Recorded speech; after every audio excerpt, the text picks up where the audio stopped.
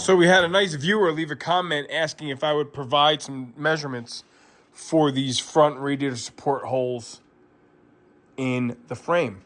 I guess he's working on a car himself and he's got rot. Also, I was lucky enough to not have to repair the driver's side of our W31 project.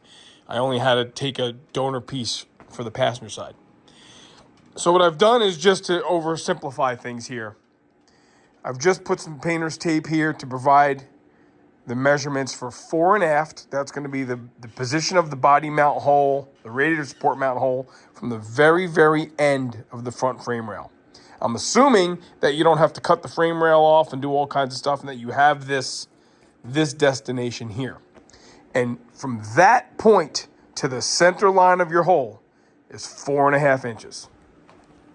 From this point, the very front wall of the frame to the center is 4.5 inches.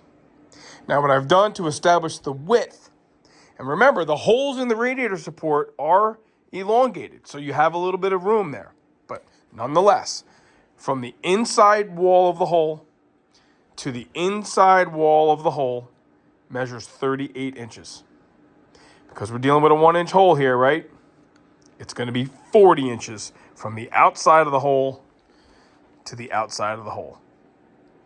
That should get you really pretty close where you need to be. Remember, this rubber bushing is going to go on top of the frame. You're going to have the rebound bushing on the bottom of the frame inside the wall here. But you have some adjustment in that radiator support. Those holes are not just round, right? They're a little bit elongated.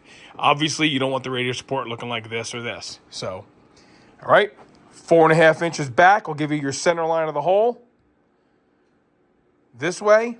And then you know that hole is 38 inches from inside to inside, 40 inches from outside to outside. I really hope that helps. Thanks for watching. Thanks for leaving that comment. Stay tuned, man.